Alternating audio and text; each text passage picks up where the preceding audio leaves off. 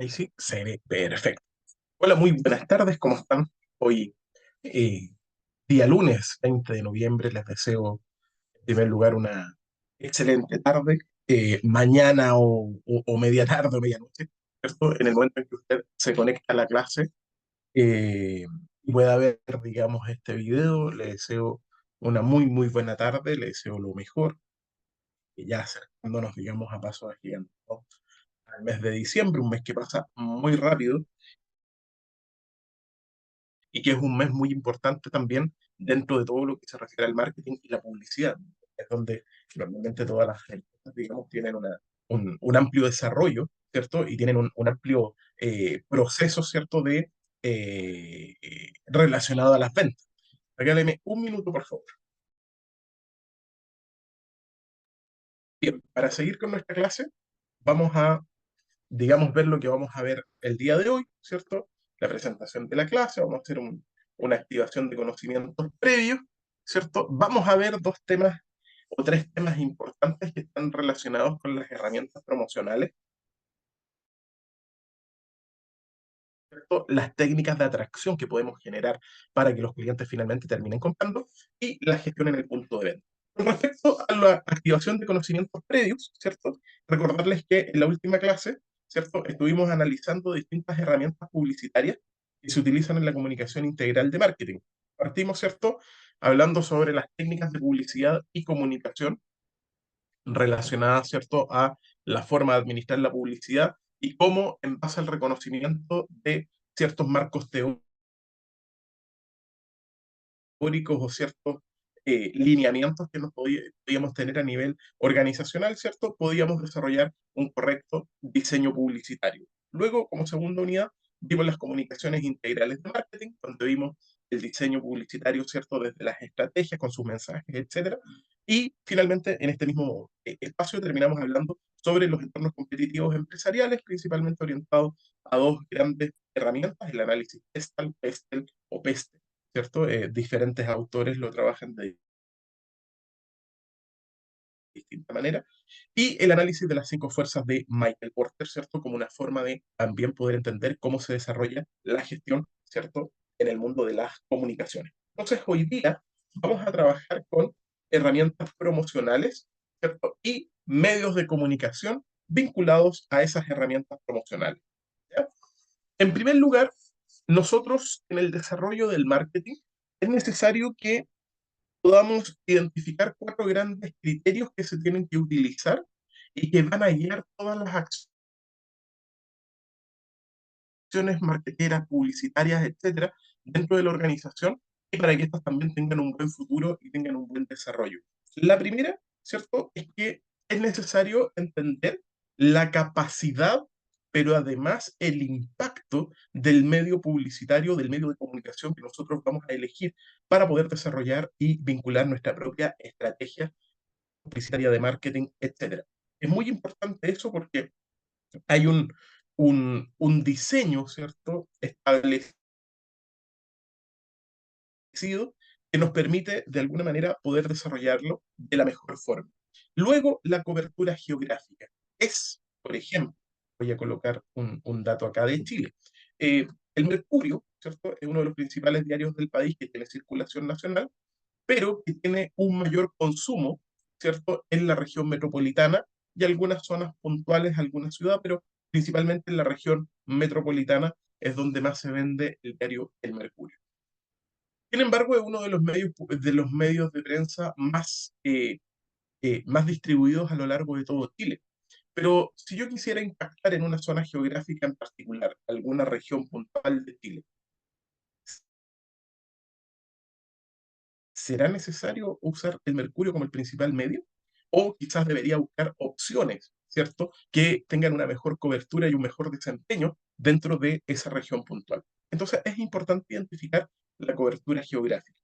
Por supuesto, todas las cosas se desarrollan y se estructuran en base a un presupuesto. Ese presupuesto está dado, ¿cierto?, por la cantidad de recursos disponibles que tiene una empresa para poder desarrollar sus propios procesos y finalmente la rentabilidad, o sea, cuánta rentabilidad espero yo después de desarrollar todo este proceso ¿cierto? Publicitario o desarrollo de la organización. Entonces, hay que reconocer algunos aspectos importantes que están orientadas u orientados, ¿cierto?, a la tipología que tienen algunos medios de comunicaciones tradicionales, ¿ya? El medio tradicional y por excelencia de consumo masivo, reconocido, ¿cierto?, es la televisión. Ejemplo, el último Super Bowl que se jugó en Estados Unidos,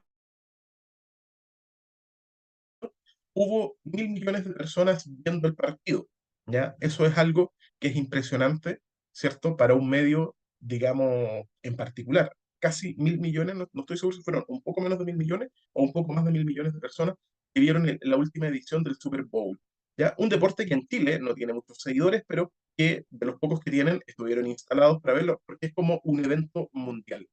Por lo tanto, el medio minuto o el minuto de avisaje, que es un evento que muchos publicistas esperan para ver el desarrollo, ¿cierto?, de la publicidad que han hecho, etcétera, es carísimo. Creo que vale cerca de $4 millones el precio, ¿cierto?, por esta ley. Por eso es el medio masivo por excelencia. Luego tenemos, ¿cierto?, la radiodifusión. En este caso, tiene que ver, ¿cierto?, con todas las capacidades y con todas las condicionante, ¿cierto?, que tiene la radiodifusión. Hoy día, al igual que la televisión, ha tenido un poquito menos de profundidad porque existen distintos tipos de streaming o plataformas que permiten de alguna manera, ¿cierto?, poder disfrutar de música sin necesidad de tener comerciales. Hablo de Spotify, de YouTube Music, etcétera. Pero también es un medio que tiene, digamos, de acuerdo al programa en el cual nosotros quisiéramos avisar, tiene cierta audiencia y audiencia cautiva, como gente que trabaja en la locomoción colectiva, taxis, o gente que está en una oficina, etcétera. Luego tenemos el cine, que también es algún tipo de medio de comunicación tradicional en el cual se pueden hacer distintas publicidades, pero que están acotadas al diseño y a la estructura que tiene el cine para cierto nivel de películas. Por lo tanto, vamos a tener cierto perfil de público con el cual nos vamos a poder identificar más o menos. La prensa, ¿cierto? Todo lo que tenga que ver con diarios, ¿cierto? Impresos, las revistas, que también son medios de promoción y de comunicación importantes, y por supuesto hoy día Internet. Algunos expertos, sobre todo en marketing digital, señalan que Internet debiera ser de aquí a los próximos 5 o 10 años el principal medio de comunicación para todo lo que nosotros queramos. La televisión va a ser por Internet, la radiodifusión va a ser por Internet, el cine, hoy día lo podemos ver con plataformas como Netflix, Amazon Prime, HBO Max, la prensa, hoy día lo vemos con una serie de canales de televisión independientes que solo transmiten por redes sociales, ya sea por Facebook o Instagram u otras más, y también por YouTube. Las revistas lo mismo, cada vez menos empresas imprimen, ¿cierto? Y desarrollan procesos de impresión con respecto al costo, y por supuesto Internet debiera ser este gran medio de comunicación. Entonces, hay algunos propósitos que tenemos que considerar con respecto a la estrategia que queremos seguir y cuál es el medio correcto, ¿ya? Cuando queremos utilizar el poder discriminante, ¿ya? O sea, de alguna manera el público objetivo no es muy grande, ¿ya? Y la audiencia es un poco más seleccionada en cuanto a considerar ciertos aspectos del contenido muy especializado. Bueno, acá conviene directamente, ¿cierto?, la prensa, algún tipo de medio eh, especializado, la revista Economía y Negocios del Mercurio, la revista Pulso de la Tercera, el Diario Financiero, ¿cierto? Etcétera. Luego, las revistas también especializadas, por ejemplo, si una noticia respecto a los negocios, puede ser la revista Capital, puede ser la revista ¿Qué pasa?, que todavía sale en algunos formatos privados, puede ser la revista, eh, no sé, reportajes del Mercurio, etcétera. Sin cuándo podemos saber el perfil de personas que va a ir a consumir el producto mayoritariamente. Y por supuesto, la radio, cada radio tiene ciertos perfiles. El alcance geográfico, lo mismo. O sea, cuando queremos una audiencia mucho más grande, mucho más amplia, ¿cierto? Entonces, el tipo de contenido que hay que hacer en ese caso es un contenido generalista, donde la persona se puede identificar rápidamente con lo que nosotros estamos promoviendo. Y para eso, lo mejor es utilizar la televisión en algún tipo de programa o de circuito que nos aseguremos el contenido que queremos ver, las revistas y la radio. Cuando queremos utilizar, ¿cierto? Economías de acceso, o sea, el presupuesto no es el más amplio y se quiere rentabilizar de la mejor manera, entonces hay que considerar, ¿cierto? Que esta estructura tiene que ser muy económica, por lo tanto, la radio, la prensa en algunos sentidos, y la utilización de medios exteriores, ¿cierto? Gigantografías, etcétera. Y por último, de acuerdo a la rentabilidad. Un minuto, por favor.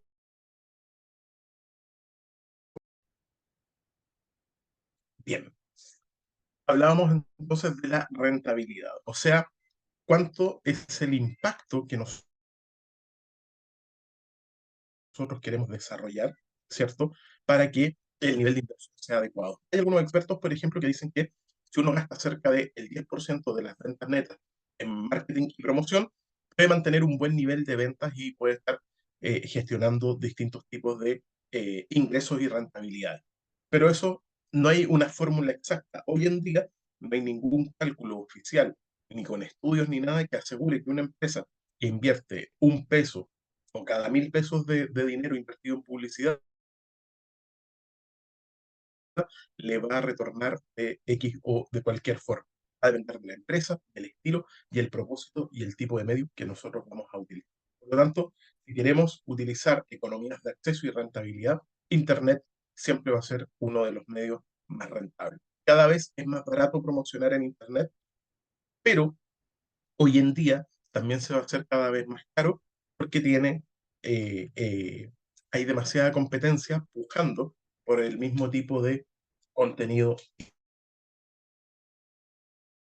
y premio comercial. Entonces, vimos, ¿cierto?, las herramientas promocionales vinculadas, ¿cierto?, a los distintos tipos o medios de comunicación. Y ahora vamos a entrar de lleno a cuáles son aquellas técnicas de atracción y de fidelización, ¿cierto?, con los cuales nosotros podemos atraer y mantener fieles a los clientes. Hay un estudio que se realizó en el que se dice que un cliente nuevo tiene un costo 6 veces superior, ¿ya?, al costo de venderle a un cliente antiguo. Pero para venderle a un cliente antiguo, tenemos que haber hecho tan bien el trabajo que nuestro cliente nos quiera seguir comprando. Voy a colocar un ejemplo simple, quizás al que todos podemos acceder. Eh, Todos tenemos un restaurante, ¿cierto?, favorito con el cual nos hace sentido ir cada cierto tiempo a comer ahí. Pero cuando disminuye la calidad de la atención o disminuye la calidad de los productos, todos estamos dispuestos a cambiarnos de restaurante. Eso, cuando tú logras cambiarte de algo que eres fiel y eres capaz de cambiarte a una nueva empresa, eso es una pérdida de fidelización que puede llegar a convertirse en la pérdida de un cliente para cualquiera. Por lo tanto, las organizaciones dentro del marketing están constantemente buscando que sus clientes se mantengan lo más leales, ¿cierto? Aunque exista un montón de promoción y publicidad alrededor que pueden indicar que se vaya a otro cliente, Coca-Cola o Pepsi, por ejemplo, Chicken y McDonald's o McDonald's y Burger King, que son empresas que compiten por el mismo perfil de clientes, pero que tienen desarrollada absolutamente las lealtades de uno u otro bando.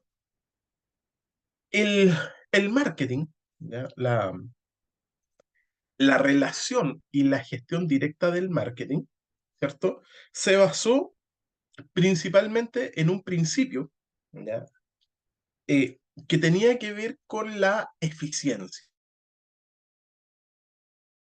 O sea, que la forma de producción, de desarrollarlo y estructurarlo y llevarla al cliente fuera lo más eficiente posible. Uno de los dos actos más importantes en esa época, ¿cierto?, por un lado fue el desarrollo y la invención del vehículo, ¿cierto?, el T9, ¿ya?, que fue un producto que vino a revolucionar la industria, los negocios, el comercio, etcétera, porque se implementó por primera vez un sistema de producción en línea que abarataba el tiempo, que abarataba el costo y que permitía además tener un vehículo autónomo a bajo precio para que cualquier familia norteamericana pudiera adquirir dicho vehículo. ¿Era el primer vehículo que se produjo en el mundo? No. Hay evidencias de que antes de eso se produjeron una serie de otros vehículos, creo que incluso tipo camiones, etcétera, pero no habían logrado sintetizar un proceso productivo tal que le permitiera a la empresa poder tener rapidez y facilidad, tanto para la producción. ¿Y qué hizo Ford? Henry Ford desarrolló el modelo en línea e inventó un solo modelo de vehículo y un solo color, este 9 de color negro. Por lo tanto, aprovechó economías de escalas al comprar un solo tipo de pintura, aprovechó economías de trabajo fabricando un mismo tipo, se especializaron algunos procesos, ¿cierto? Fueron ejecutados por personas especializadas, ¿cierto? Por lo tanto, todo ese proceso llevó a que revolucionara la industria y, por supuesto, también marketing y la publicidad. Por lo tanto, con mucho se quería ganar, o sea, con muy poco se quería ganar mucho. Luego, hacia fines de los años 40, al principio de la Segunda Guerra Mundial, el modelo productivo cambió a la calidad. Piensen que en el mundo, y sobre todo aquellas naciones de potencia mundial que estaban en el mundo de la guerra y que producían, cambiaron radicalmente sus prácticas de producción, de pasar a hacer productos de cualquier tipo, a trabajar para la industria armamentista. En Alemania, Volkswagen, Porsche y otras más empresas que podemos reconocer, de alguna manera se dedicaron a la producción de bienes orientados al desarrollo de la guerra, camiones, vehículos, municiones, etcétera. Y en Estados Unidos fue peor. Se dice, ¿cierto?, que desde la Segunda Guerra Mundial en adelante, muchas de las guerras que se han desarrollado han venido impulsadas por toda esta empresa, ¿cierto?, o por toda esta producción armamentista que hoy día es cada vez de más fácil acceso. Por lo tanto, en esa época, en esos años, lo importante no era el producto, sino que era la calidad que nosotros podíamos alcanzar para poder entregar el mejor producto, ¿cierto? O el mejor servicio para poder potenciar. Y eso se mantuvo hasta aproximadamente principios del año 80, donde ya con la paz a nivel mundial, ¿cierto? Con esta guerra fría, que nunca fue guerra fría, pero que estaba ahí como en el aire más o menos terminando, la caída del muro de Berlín hacia fines de los años 80, las empresas empezaron a apostar por la flexibilidad de los procesos, ¿ya?, o de los servicios para poder estructurar una mejor respuesta a los clientes. Prueba de ello es que todas aquellas empresas que no han podido ser flexibles con sus requerimientos, con sus clientes, con los productos que ofrecen, han tendido a desaparecer frente a nuevas opciones u oportunidades que ofrecen los mercados. Hoy día, cada vez las empresas son más flexibles, han minimizado los espacios de producción. Hoy día incluso se puede trabajar por unidades muy pequeñas para poder vender. Y hoy día hay mucha mayor flexibilidad. Hoy día cualquier persona que quiera emprender en algo teniendo el capital o los contactos puede desarrollar un producto.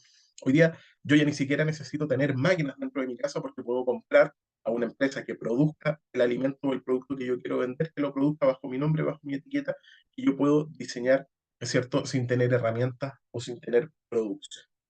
Por lo tanto, cuando queremos generar fidelización para nuestros clientes y para nuestros consumidores, lo más importante de todo esto es que seamos capaces de hacer un buen reconocimiento de los atributos del producto o servicio que finalmente se terminan comunicando de alguna manera para que el cliente se identifique o sienta que pueda satisfacer su necesidad, su deseo o su demanda para poder, ¿cierto?, comprar o seleccionar nuestro producto o servicio. Tomamos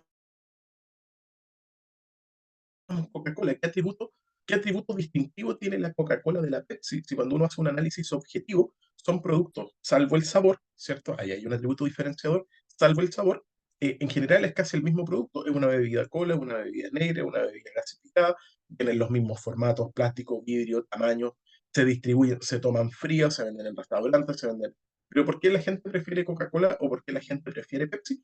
Porque hay atributos que para las personas puede significar, ¿cierto?, un cambio o una decisión de compra. Y pueden los atributos realzarse de cualquier forma, ¿ya? Luego hay que determinar las consecuencias, ¿cierto?, de las acciones de marketing con respecto a los procesos de desarrollo y selección que nos puedan permitir, de alguna manera, ¿cierto?, poder tener procesos comerciales sanos, saludables, ¿cierto? Y finalmente entender hacia dónde quiero dirigir, ¿cierto?, a mis clientes. Básicamente, esta dirección tiene que ver con la posibilidad, ¿cierto?, de realizar una venta. Porque yo vendo tal producto, el cliente, el comportamiento deseado, el estado deseado, es que el cliente lo compre. Perfecto.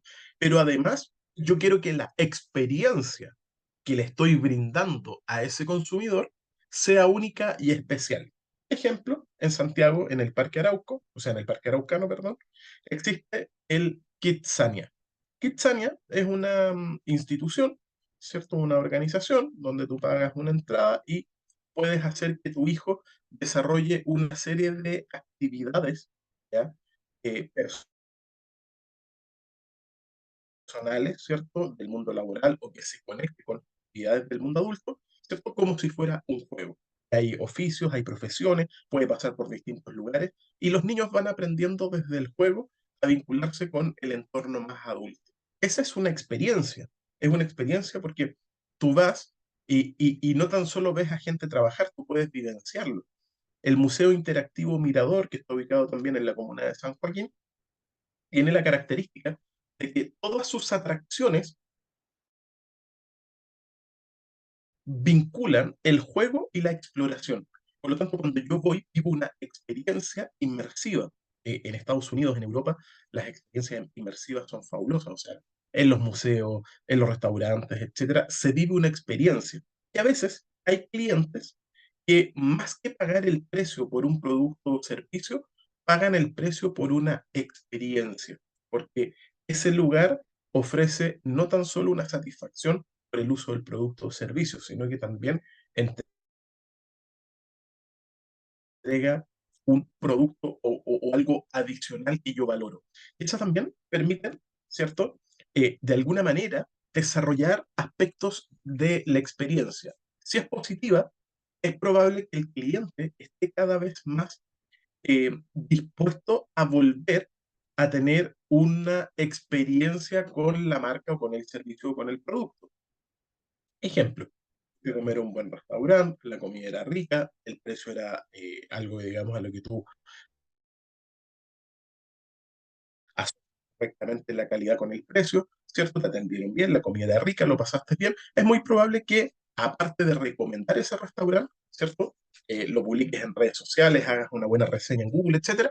Además, vuelvas a ir porque la experiencia es grata. Y si esa experiencia se repite, se empieza a desarrollar, ¿cierto? Y estructurar el vínculo de fidelización. Pero al revés, cuando tenemos una experiencia negativa, hacemos lo mismo. Nos quejamos, hacemos un aviso en redes sociales donde decimos que la experiencia en el restaurante fue horrible, los etiquetamos para que se enteren, viralizamos el contenido y probablemente no vuelva a tener una experiencia en ese lugar porque no sería práctico ni positivo. Y todos hemos vivido experiencias positivas o negativas.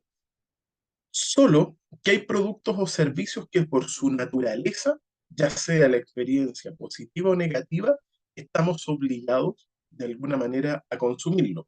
Por ejemplo, la experiencia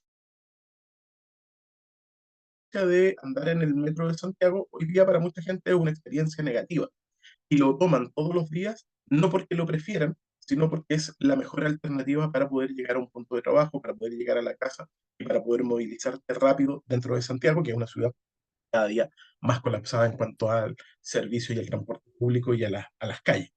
Eh, o, por ejemplo,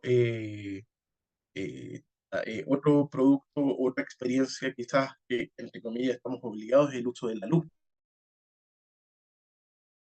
por ejemplo. No existe una compañía eléctrica y su servicio, sea bueno o sea malo, estamos obligados a utilizarlo. Pero para todos aquellos productos o servicios que no están vinculados con esto, ¿cierto? Un enfoque, ¿cierto?, que deberían tener las empresas para construir experiencias positivas es el enfoque comercial. O sea, que todos los procesos internos de la organización estén vinculados, ¿cierto?, y centrados en el marketing, la promoción o la publicidad, que es lo que permite hacer una buena venta. Por ejemplo, en Starbucks, ¿cierto? Tanto los baristas como el cribo o el grupo que trabaja ahí, tiene una actitud comercial donde ellos siempre están, ¿cierto?, orgullosos de pertenecer a Starbucks, te dan la mejor atención, si tu experiencia no es buena, estén dispuestos a darte una sustitución, etcétera. Que eso es un modelo muy norteamericano. El modelo latino o el modelo chileno particularmente de atención es que si no te gusta, pesca tus cuestiones y anda. El modelo norteamericano entiende que el cliente es lo más importante y siempre van a buscar, ya sea por medio de hacer un descuento, entregarte un premio, ofrecer disculpas, hacer seguimientos adecuados, ¿cierto?, para que tú vivas esa buena experiencia. Los servicios internos, también es importante que toda la organización esté orientada a la importancia del proceso comercial o del proceso de marketing de una empresa, porque finalmente, gracias a ese proceso, todos podemos seguir teniendo, ¿cierto?, o el trabajo o los ingresos mensuales, porque un negocio sin clientes no existe, no sobrevive. Por lo tanto, es necesario que los servicios internos estén como un gran soporte para el desarrollo comercial y no como un soporte para evitar el proceso comercial. Y por último, la política de gestión, que tiene que ver con todas aquellas acciones que puede realizar la empresa por medio de mediciones, evaluaciones y correcciones adecuadas, ¿cierto? Pero que tenga una orientación al proceso de mejora. En esto, nuevamente, los norteamericanos llevan años luz de ventaja sobre toda Latinoamérica con lo que ellos construyen. Ellos hacen normalmente mediciones, están constantemente midiendo la atención, la calidad, el servicio, el producto, el estado de satisfacción de los clientes. ¿Por qué? Porque hay una importancia de la mejora continua. Yo, les pido disculpas. Cuando estuve en Nueva York, fui varias veces a comer a McDonald's. Una de las cosas que más me impresionaba de McDonald's era que eh, ellos te decían que si se demoraba más de un minuto tu pedido en salir era gratis. Y cuando tú pedías, te apretaban un botón, se desarrollaba un cronómetro, ¿cierto? Y si sonaba antes de que tú tuvieras el producto, automáticamente ese producto era gratis y te devolvían el dinero y obviamente no te cobraban nada y probablemente te hubiesen dado. Las veces que fui, nunca lo vi. Pero también lo ocupaban los carritos de la calle, donde uno compra box o comida árabe que está lleno allá, también es lo mismo. O sea, en el kiosquito, ¿cierto? Era muy rápida la atención, muy expedita. ¿Por qué? Porque mientras más rápida sea la atención, una ciudad, por ejemplo, como Nueva York, que es muy estresada, muy rápida, no tiene el tiempo, ¿cierto?, de poder demorarse en los procesos. Entonces, en esta experiencia positiva, nosotros podemos hacer distintas experiencias para desarrollar y potenciar el, la acción promocional en la fidelización del cliente. A ver, esto se los voy a colocar con ejemplos de la vida diaria, ¿ya? Pero también les voy a dar un poco el contexto teórico que sustenta, ¿ya? Una de las acciones promocionales más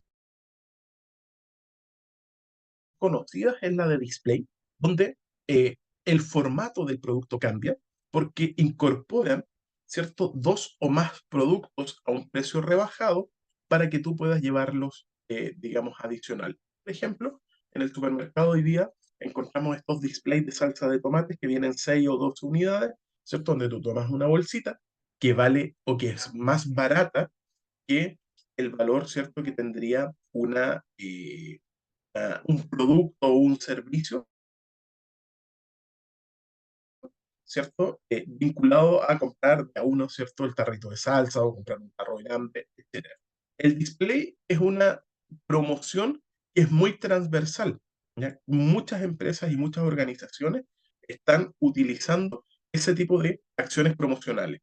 Luego tenemos el famoso 2 o 3 o 4 por, ¿ya? El típico lleve 3 y pague 2, lleve 2 y pague uno, etcétera, que son economías de escala orientadas al corto plazo para poder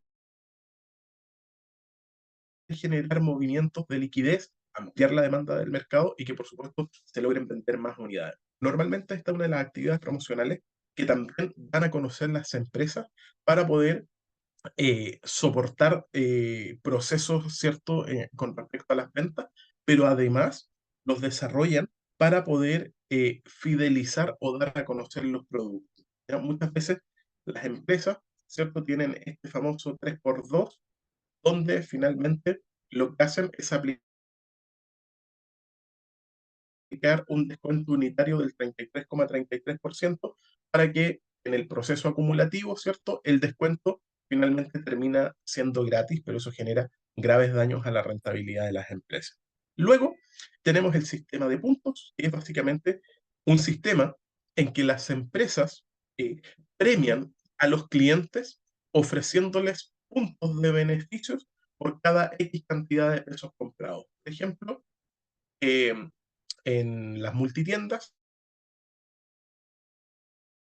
por cada 1.000 pesos de compra, tú obtienes un punto. Por lo tanto, mientras más compras, más puntos acumulas y esos puntos tú los puedes cambiar por distintos tipos de productos o servicios que ellos venden, ¿cierto? Sin necesidad de que haya una transferencia monetaria. Por ejemplo, tú puedes ir a Almacén, por ejemplo, o a París, que se llama hoy día, y puedes desarrollar o estructurar, ¿cierto?, una compra donde tú le dices a la persona, oye, tengo acá, no sé, 17.000 puntos, quiero saber qué me puedo llevar. Y te ofrecen distintos productos que tú puedes llevar absolutamente gratis. ¿Ya? Esos puntos, ¿cierto?, permiten también identificar la trazabilidad de un cliente. Tenemos las millas Lampas, que también por cada 10.000 pesos de compra con ciertas tarjetas de crédito, tú puedes tener una milla, ¿cierto? Y en X cantidad de millas, tú puedes obtener pasajes gratis incluso a cualquier mundo. La liquidación o avances de temporada también son otras formas de fidelizar a los clientes cuando lo que queremos es generar una demanda, digamos, rápida, explosiva, liquidar algún stock de producto y basado, ¿cierto?, en esta mentalidad del consumidor en la que es importante que la persona compre en liquidación porque el que va a comprar una liquidación no solo va a comprar lo que se está liquidando. ¿Qué? Si hay una liquidación de poleras, probablemente se lleve una polera, se lleve un jean, se lleve ropa interior, se lleve un gorro, sombreros, un perfume, ¿cierto? Por lo tanto, es atractivo para la organización ingresar a comprar. Y tenemos también la administración de los CRM, que es una sigla para definir un tipo de software que gestiona la relación. CRM quiere decir Customer Relationship Management, ¿ya? Que es un tipo de software que permite, ¿cierto?, poder identificar distintos procesos con los clientes para poder entender su comportamiento, fidelidad, cuántas veces compra, ¿no?, la recompra, el monto, el periodo de tiempo que se desarrolla, si es un cliente nuevo, cómo son las distintas etapas para lograr terminar, cerrar una venta. Por lo tanto, las experiencias están orientadas a tres grandes características que tienen que ser de alguna manera vinculantes y que tienen que ser de alguna manera valoradas, ¿cierto?, por el consumidor. Voy a dar un ejemplo. Eh, en Estados Unidos, ¿ya?, hay un restaurante que es sobre el agua. ¿Ya? Tú estás sentado, digamos, en una mesa, ¿cierto? Que flota, que flota, pero digamos está amarrado, digamos, con cadenas, con cuerdas, pero tú, digamos, flotando en una silla que también es flotante, tú te puedes sentar y puedes tener una actividad. Esa es una tremenda experiencia, pero a mí que no sé nadar y le tengo un poco de fobia al agua, no es una bonita experiencia ni va a ser nunca una experiencia positiva, ¿ya? Por lo tanto, no se trata tan solo de crear una experiencia, sino que la experiencia tiene que ser valorada por el público al cual se dirige dicha experiencia, ¿ya? Por lo tanto, la experiencia primero tiene que ser inteligente en el sentido de que el flujo de información y de las comunicaciones que se le den al cliente no pongan en juego, digamos, la autopercepción de inteligencia que todos tenemos, sino que pueda ser lo suficientemente clara como para que el cliente tome buenas decisiones al momento de la compra. Tiene que ser entretenida, o sea, que el cliente la disfrute, que realmente sea entretenida. Eh, en algún momento en la pandemia y después de la pandemia, a todos los restaurantes les dio por tener códigos QR, como si eso fuese tan entretenido,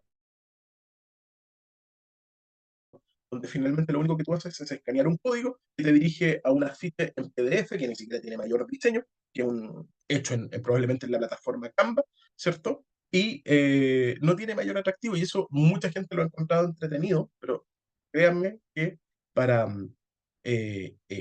en estos procesos no toda la gente lo hace entretenido. Y por supuesto una experiencia legendaria, o sea, algo que muy difícilmente tú puedas eh, eh,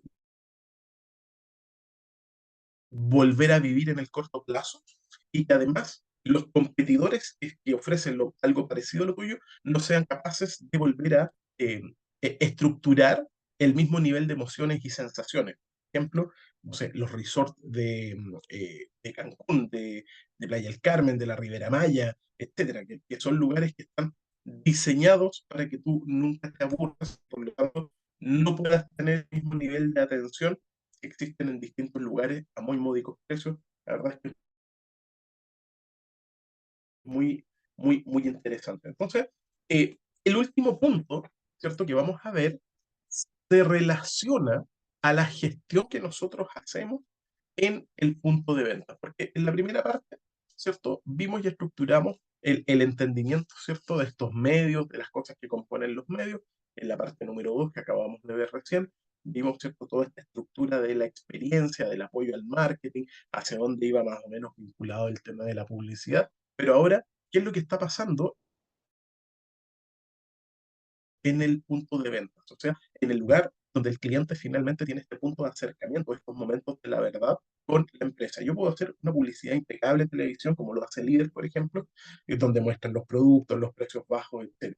Pero cuando tú vas a Líder, te encuentras con que hay quiebre de productos, está todo desordenado, que el flujo de gente es demasiado, que es incómodo, que los pasillos son más pequeños. Por lo tanto, la experiencia de ir a comprar al punto de venta del Líder no es tan entretenido o no es tan memorable, ¿cierto? Pero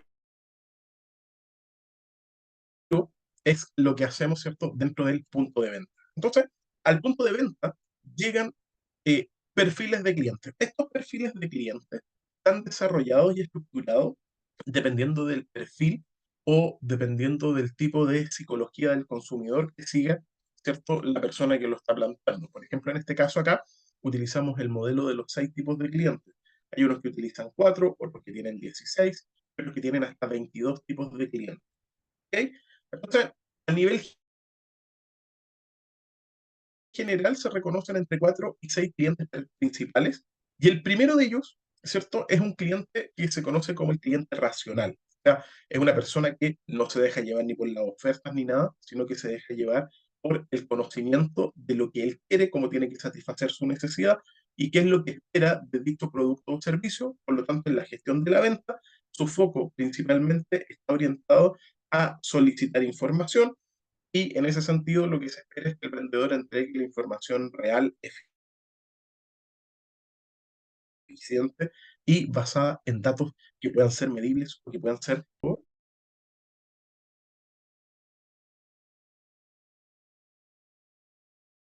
El segundo, el segundo tipo de cliente es un cliente que tiene un perfil mucho más tímido, ¿ya? Es un cliente reservado, evita cualquier tipo de molestia, no está orientado al conflicto, es muy poco informativo, o sea, tú le dices, señor, ¿cómo está? Bien, un poco seco,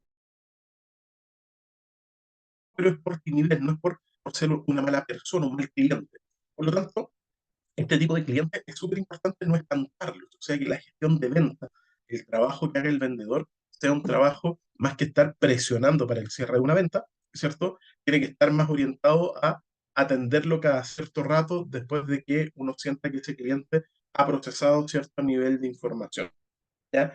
Luego está el cliente hablador. Es un cliente muy especial porque es simpático, en general no cae mal, no es una persona desagradable, pero que de alguna manera empieza a monopolizar la atención del vendedor hacia el mismo, quiere ser el centro de atención, Ojalá que si hay 500 clientes solo me atiendan a mí y por lo tanto voy a conversar de todo, desde lo que sé, lo que no sé, la experiencia del vendedor, me voy a vincular emocionalmente. Por lo tanto, la estrategia del vendedor en este punto es ser muy concreto en la información y en el traspaso de los datos que entrega este perfil de clientes, que pueden terminar siendo muy buenos clientes,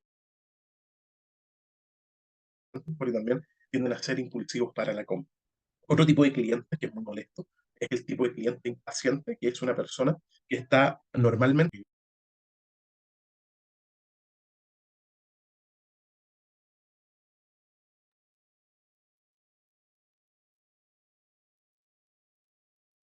cliente que les decía yo, este cliente impaciente, es un tipo de cliente que siempre está pensando que tiene o demuestra que tiene muy poco tiempo para poder, ¿cierto?, dedicarse al momento de la compra. Por lo tanto, esta persona lo que busca es una atención rápida, concreta, que no le den mayores detalles, que no le den mayores informaciones, solamente le importa poder hacer la transacción y salir rápidamente de ahí. Muchas veces ese cliente efectivamente no cuenta con tiempo, pero la gran mayoría del tiempo es una forma de defensa por las actitudes del vendedor.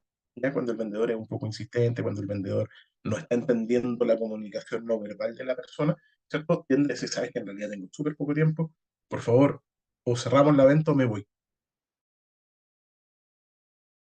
Y como probablemente el producto o servicio que desea lo puede encontrar en otro lugar, prefiere comprarlo en otro lugar donde sí lo van a atender. Luego está el cliente indeciso, esta persona que va a una tienda a comprar, no tiene claro lo que quiere, sabe más o menos lo que le importa, pero son personas que están buscando mucha información para poder terminar tomando una decisión, pero que no se siente cómodo ni con la presión ni con el exceso de información.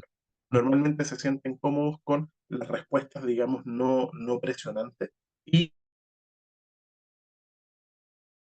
con la posibilidad de tener respuestas a distintos requerimientos. El último perfil de cliente, uno de los más complejos de trabajar, es el cliente que tiene el famoso perfil dominante, una persona que conoce mucho de lo que quiere, demuestra lo que sabe, tiende a tener una actitud arrogante, demuestra superioridad incluso con la fuerza de venta, ¿cierto? Además, conoce muy bien el producto, por lo tanto, puede dejar en evidencia a un vendedor novato que no conoce mucho y finalmente dice, oye, tú vendes acá y no tienes idea de lo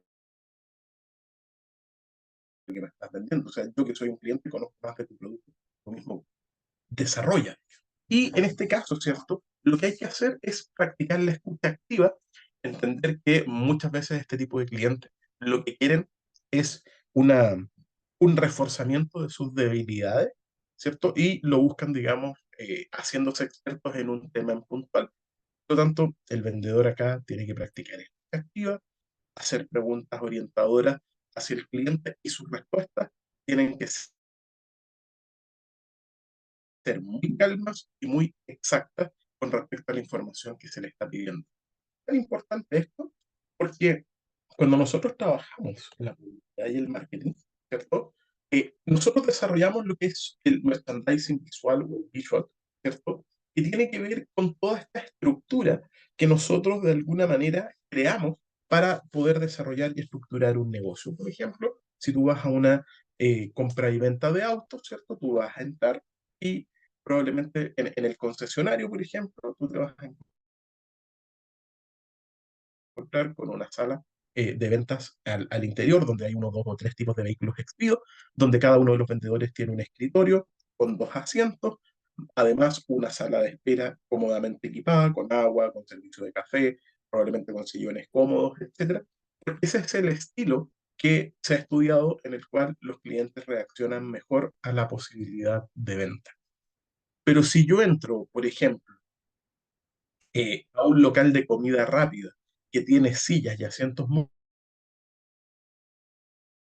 cómodos, no es muy conveniente porque el foco de esos negocios es que existe una alta rotación de clientes. Por lo tanto, si yo estoy sentado en un lugar cómodo donde puedo estar 2 o 3 horas sentado comiendo, a mí no me genera ningún beneficio porque yo gano en la medida en que tengo más mesas desocupadas. Fíjense que la estructura de los locales de comida rápida hoy día tienden hacia la modernidad, pero la incomodidad también. Por ejemplo, se puede verificar un montón de locales, no sé, hamburgueserías, pizzerías, etcétera, que tienen asientos tipo banca que no son cómodos estar sentados más de 30, 40 minutos, porque es más o menos el tiempo en el que ellos pueden, digamos, rotar 2 o incluso hasta 3 veces una mesa. Entonces, esta forma de armado, ¿cierto? Lo primero que hace es estimular la venta. O sea, yo visualmente, ¿cierto? Me voy a sentir cómodo en un local que tenga mayor acceso o mayor desarrollo de su parte visual, permite atraer a los prospectos, o sea, que la gente se siente interesada a pasar por ahí, a preguntar, a entrar, ¿cierto? Eleva los indicadores y los resultados de venta, por lo tanto, permite, ¿cierto?, estructurar y desarrollar de mejor forma la venta. Potencia la compra repetitiva, ¿ya? Eso es algo importante, o sea, yo vuelvo a ir una, dos, tres, cuatro, cinco veces en el tipo de producto o servicio. Puedo crear una experiencia memorable, ya estudiando los conocimientos de mis clientes. Y, por supuesto, también me puede permitir generar un valor agregado a la venta. Entonces, lo voy a plantear con un ejemplo que probablemente quizá no conoce, pero, eh, por ejemplo, en el ex mercado de Valparaíso, que entiendo que se quemó hace un tiempo atrás, no sé si lo habrán repuesto, pero en el ex mercado de Valparaíso habían distintos tipos de negocios, ¿ya? Sobre todo en el segundo piso, en la parte de los restaurantes. Habían restaurantes que eran muy picada porteña, digamos, que tenían un aspecto frío, un poco feo, ¿cierto? Y otros que eran bastante bonitos. Pero generalmente los que estaban mejor arreglados y se veían más limpios, más claros, etcétera, tendían a estar siempre llenos con respecto a los otros. Y aunque la comida no fuese mejor, incluso fuese peor, ¿cierto? La imagen que le daba al cliente en el cuanto al valor agregado de la decisión de compra venía dado por todo este diseño, ¿cierto? O con todo este sentido que le damos a lo que nosotros queremos considerar como un local o como un restaurante. O sea, ¿cuáles son estas fases que tiene el tipo de merchandising? Bueno, en primer lugar, es importante que nosotros podamos analizar el comportamiento de nuestros clientes. Por ejemplo, los supermercados, las multitiendas, estos estudios ya lo hicieron en los años 70 u 80, de definir cómo era el sistema de compra que tenían los clientes y por lo tanto su diseño, su layout, ¿cierto? Está diseñado en que tú tengas que recorrer de alguna manera un montón de espacios. Por ejemplo, el supermercado está hecho intencionadamente de la manera en que está hecho para que cuando tú entres recorras todo el supermercado hasta el área de panadería, elijas la panadería, saques lo que necesitas, te devuelvas y probablemente tengas que pasar o por un lugar donde está la sección de jardinería, la sección de queso, o donde está la sección, digamos, de productos para acompañar el pan o de los bebestibles. Por lo tanto, ir a comprar al supermercado pan y salir solo con pan es muy poco probable. Normalmente tú vas a ir a comprar pan, pero vas a salir con algo para el pan, quizás con un jugo, una bebida, hoy vi una oferta, me tenté con esto, etcétera. Y así está diseñado y eso es base al análisis, ¿cierto?, del comportamiento de los clientes. Multitiendas tienen un diseño que está pensado en la psiquis de las mujeres para la compra, que es una compra recolectora, es una compra de visitar, de recorrer, vitrinear. Las tiendas de hombre no tienen tantos espacios para vitrinear, hay menos opciones y es más rápida y es más directa. Eso está establecido por los distintos estudios que realizaron las compañías. ¿Cómo implemento esta parte visual? ¿Cómo la llevo a cabo? ¿Cómo la muestro? ¿Cómo la desarrollo? ¿Cuáles son las estrategias de persuasión que yo voy a tener para que el cliente pueda de alguna manera sentirse más o menos persuadido a desarrollar una posibilidad de compra hacia mi empresa? Por lo tanto, todas estas compañías que tienen carteles que dicen favor no tocar la prenda de ropa, etcétera, están perdiendo una estrategia de persuasión que existen algunas personas que para poder decidir si compran o no algo requieren tocarlo, ver la calidad de la tela, para ver cómo se siente, eh, una persona conocida que tiene que tocar la tela, porque ciertas telas le producen picazón, incomodidad, etcétera. Por lo tanto, para ella es muy importante tocar la tela para ver también si es el tipo de producto que podría o no podría utilizar. Por lo tanto, donde ella ve un cartel que dice no tocar, ni siquiera entra a mirar y podría terminar siendo una muy buena clienta para esa empresa o para esa marca de ropa. También un sistema en el que yo pueda estar evaluando constantemente los resultados que yo puedo o no puedo haber obtenido de este proceso comercial. Yo hice una implementación, por ejemplo, en los supermercados colocan estas islas o estos lugares, ¿cierto?, donde yo voy dejando distintos productos o servicios y finalmente termino desarrollando o estructurando algún tipo de eh, medidas especiales. Y bueno, pusimos una isla con, no sé, 200 unidades del producto y el día de hoy se vendieron las 200 unidades, por lo tanto mañana voy a reponer y me doy cuenta que ese es un espacio atractivo para la venta. Y finalmente el análisis de la categoría para entender si efectivamente las ventas y los resultados que yo obtuve tienen que ver o por la implementación o por la estacionalidad.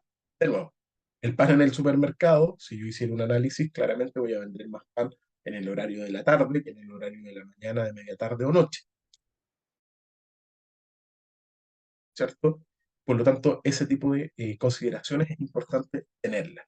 Ahora, ¿cómo nosotros podemos en el merchandising entender algunos aspectos, ¿cierto? Y que tienen que ver, en primer lugar, con la naturaleza, ¿cierto? Del propio proceso en el que nosotros vamos a presentar.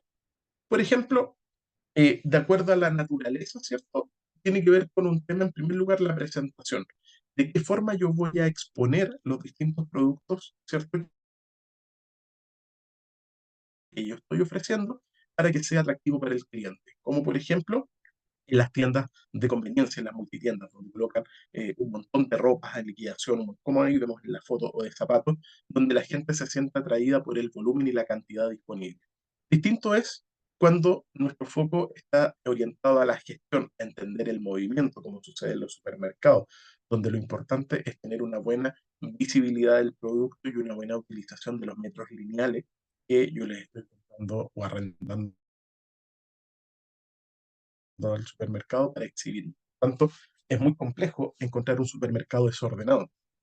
Cuando uno va a un supermercado y está desordenado, ¿cierto? Evita comprar. El desorden no es lo que nos dice la cabeza. Yo puedo esperar el desorden en el negocio de la esquina de mi barrio, pero no en un supermercado. Y fíjense que normalmente los supermercados tienen en espacios que son de alta rotación, como verdulería y cosas por el estilo, todo tiende a estar tal y como se muestra en la foto, muy ordenado. Y finalmente, cuando queremos desarrollar el proceso de seducción, cuando el cliente entra a la tienda, se sienta único, se siente especial, que el diseño lo haga parecer muy atractivo, esto porque entre la foto de la presentación y de la seducción es totalmente distinto, ¿ya? Eh, Hay un experimento que se desarrolló en Italia, si no me equivoco, que una tienda Payless Shoes, que es como una multitienda a nivel mundial que venden zapatos de importación china, baratos, que no son muy de buena calidad, hicieron todo un proceso de seducción y la convirtieron, la misma tienda con los mismos productos, en una tienda de alta gama, de lujo, ¿ya? Le quitaron las etiquetas a los productos, hicieron el diseño de la tienda, le dieron un nuevo chic, etcétera, y la gente pagaba hasta 500 o 600 dólares o euros por obtener un producto. Y los entrevistaban a la salida y dicen, no, mira, nosotros estamos felices con este producto, etcétera. Eso lo pueden buscar en redes sociales o está en YouTube también, así que lo pueden utilizar y lo pueden ver. Como la gente creyó que esta tienda Payless Shoes se había convertido en una tienda de lujo y atrajo a clientes de lujo solamente por el cambio en la exhibición o en la presentación del merchandising. Otra forma tiene que ver de acuerdo al cliente.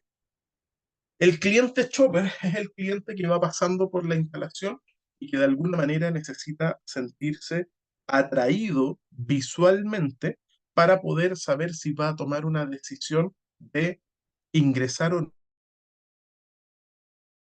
no ingresar a poder ejercer su condición de cliente. O sea, yo entro al negocio y veo si finalmente me tinco o no me tinca entrar. Corre por este léxico tan coloquial, pero es básicamente lo que nos pasa. En la izquierda tienen una foto, ¿ya?, de las vitrinas en el portal Fernández Concha, frente a la Plaza de Armas, en la comuna de Santiago. Esa es la vitrina de un local que creo que se llama el Ex Bahamondes. O sea, si yo quiero comer y tengo hambre y voy pasando por ahí, yo puedo ver qué es lo que se está ofreciendo y si, por ejemplo, no sé, vemos unos tremendos sándwiches, o sea, yo pido ese sándwich y me traen un churrasco congelado con un poquito de poroto verde, etcétera, yo voy a salir y decir, oye, afuera me estabas vendiendo esto, ya que adentro es un producto totalmente distinto. Entonces, la estrategia de merchandising de Chopper es buscar elementos que permitan que el cliente se persuada a poder ingresar a nuestro local. También está el cliente, el buyer, que es un cliente que ya está dentro de las instalaciones, o sea, ya no tengo que atraerlo, sino que está adentro y por lo tanto yo tengo que de alguna manera buscar, ¿cierto?, cómo desarrollar o cómo gestionar que él pueda comprar más y distintas cosas a las que él tenía pensado comprar. Por ejemplo, en la foto de la derecha tenemos las cajas de un supermercado, en este caso del Jumbo, donde si se fijan, antes de la caja registradora, en una zona que se llama counter, hay una serie de productos que normalmente vemos en la caja mientras esperamos pagar. ¿Ya? Eso ya está más que estudiado. La persona cuando está en una situación incómoda, como en una fila, esperando, un poco impaciente que le toque el turno, tiende a entretenerse, ya sea comiendo o leyendo. Por lo tanto, ahí o hay revistas o hay comida. O productos de oportunidad, que también se ha estudiado que cuando las familias van con los niños, ¿cierto? En esa zona colocan dulces, juguetes, etcétera, por un efecto natural que tienen las compras y que trabaja muy bien en la venta, por ejemplo, de los vehículos, que tiene que ver con la magnitud. Yo voy a comprar un kilo de pan al supermercado. Solo compré el kilo de pan. Voy con mi bolsita, es porque yo tengo un presupuesto pensado para comprar el kilo de pan. No sé, 2.000 pesos. ¿No?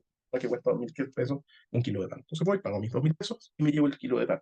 Por lo tanto, voy a ignorar todas las ofertas y las oportunidades.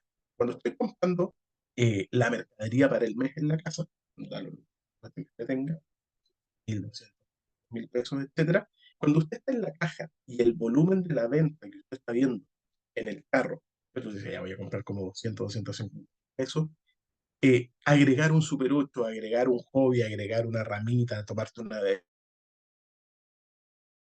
bebida, comprar una revista o que tu chico te diga, papá, mira, aquí hay un juguete dulce que quiero, etcétera. La verdad es que en la magnitud, o sea, bueno, si esto vale 3.000, 4.000 pesos, en realidad da lo mismo.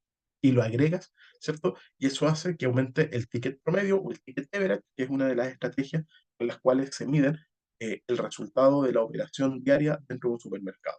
¿No? El supermercado tiene un valor estándar para ciertos perfiles, ¿cierto? Y determinan de 6.500, 8.000, 12.000, 15.000, 27.000 pesos. Por lo tanto, cualquier compra que aumente ese valor promedio va a ser un mejor resultado para el supermercado. Y obviamente, aquí hay que entender también cómo gestionamos nuestro merchandising desde la perspectiva del ciclo de vida. ¿Ya? O sea, desde el nacimiento, desde la gestión, cómo yo, digamos, voy a estructurar por primera vez todos los espacios para que un cliente ingrese, vea, circule. Y eso también es harto prueba y error. No necesariamente el montaje inicial que yo hice es el montaje ideal. Luego están desde la posición de ataque, digamos. De qué forma yo estructuro todo esto para defenderme o neutralizar, ¿cierto?, los avances de los competidores. O sea, cómo, por qué, por ejemplo, hay multitiendas que son tan distintas una de otra. ¿Ya? Ripley en algún momento tenía, no sé si todavía lo hace, muy poco al mall, ¿cierto? Pero tenía un aroma muy específico dentro de sus tiendas y todas tenían el mismo aroma, por lo tanto era muy agradable entrar a Ripley porque había un rico aroma. ¿Cómo neutralizaban eso? Que es una forma, digamos, de gestión, digamos, comercial para lograr atraer más clientes. Luego está la mantención, ¿cierto? O sea, cómo yo puedo hacer la rotación del producto más fácil y más ágil para evitar ciertos quiebres de stock, pérdidas o de posicionamiento.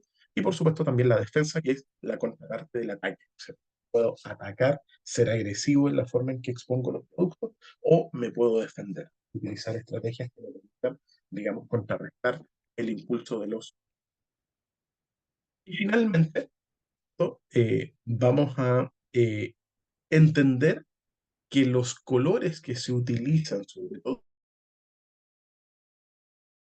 en los supermercados o en las multitiendas, no son al azar, ¿ya? No son colores que van con la línea de gráfica, colores que van con la línea de los productos o servicios, etcétera, sino que obedecen ciertas condiciones de impacto. El primero, que tiene que ver con la atracción, es el color rojo. Usted cuando va a un supermercado como el Líder, etcétera, todo lo que está en oferta está en color rojo. Cabeceras de góndola, las ofertas, ¿cierto? O en color amarillo, que también es un color que va muy mezclado. Por ejemplo, en supermercados Unimark muchas veces utilizan pancartas de color rojo con fondo amarillo donde escriben el precio. ¿Cierto? ¿Por qué? Porque visualmente, si yo tengo, de hecho, en este mismo ejemplo, si usted mira la pantalla, sus ojos de forma natural se van a ir a los colores de la izquierda, el rojo o el amarillo. Y las ofertas están siempre indicadas en color rojo o amarillo para que sea más fácil reconocerlas. Y hacia la derecha tenemos líneas de colores que son más frías, ¿ya? Y que transmiten otro tipo de información. Por ejemplo, el color azul, ¿cierto? Que es un color frío, que es un color que se asocia a la seriedad, a la tranquilidad y por lo tanto también marca cierto nivel o cierta prestancia. Por ejemplo, color de empresas como Ferruccio, como Náutica, como Ralph Lauren, ¿cierto? Que tienen el tono azul, que es una forma, digamos, elegante de mostrar ciertos productos o servicios. El verde también es un color relativamente frío, es un poco más cálido que el azul, pero no genera, digamos, atracción directa, sino que está más orientado a la tranquilidad. Es el color que se adoptó de forma natural para las cosas orgánicas que suceden de forma natural. Por eso, toda empresa que está vinculada al mundo natural, ya sea cremas, hierbas, remedios y cualquier tipo de cosa, utilizan el color verde porque es una conexión directa a lo natural. Y finalmente, un color que es muy poco utilizado en Chile para promociones, etcétera, y para exhibición, que es el color púrpura o el color morado, ¿cierto? Que tiene que ver con un uso sutil. La vez que más vemos el color morado en Chile es para la semana de Halloween, ¿ya? Porque es un color, ¿cierto?, que genera misterio, es un color atractivo desde lo misterioso, desde esto que es como medio no oculto desde lo ocultismo, sino que puede generar como una sensación de querer conocer más. Halloween tiene una mezcla de rojo con amarillo, que es el naranjo, que es el color digamos, vinculado al fuego, tiene rojo, tiene amarillo, tiene un verde fluorescente que está asociado también al terror, ¿cierto? A esto de los monstruos como Frankenstein o estas pieles verdosas que tenía Drácula en un inicio, ¿cierto? Y el color púrpura, donde podemos ver, por ejemplo, en los Monster High, ¿cierto? Que incluso un color que tiene un toque más femenino que masculino, dibujos animados como los Monster o lo podemos ver también en algunos productos o servicios que vinculan, digamos, yo creo que un 10 o un 15% de todo el diseño al color púrpura. Y obviamente utilizado con una tipografía adecuada, con un tipo de letra adecuada, etcétera, genera atractivo. Si fuera una tienda de color púrpura completo, usted no aguantaría ni 5 minutos ahí, porque es un color que genera impacto e impaciencia, dado, digamos, de forma descomunal. Antiguamente, los locales de McDonald's tenían en su paleta de colores rojo, amarillo, púrpura, fucsia, ¿ya? Colores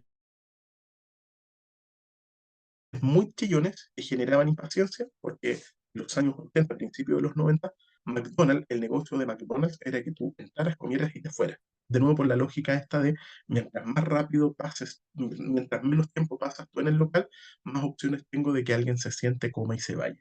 Con el tiempo y distintos estudios, bueno, norteamericanas invierten mucho dinero en estudiar todas estas cosas.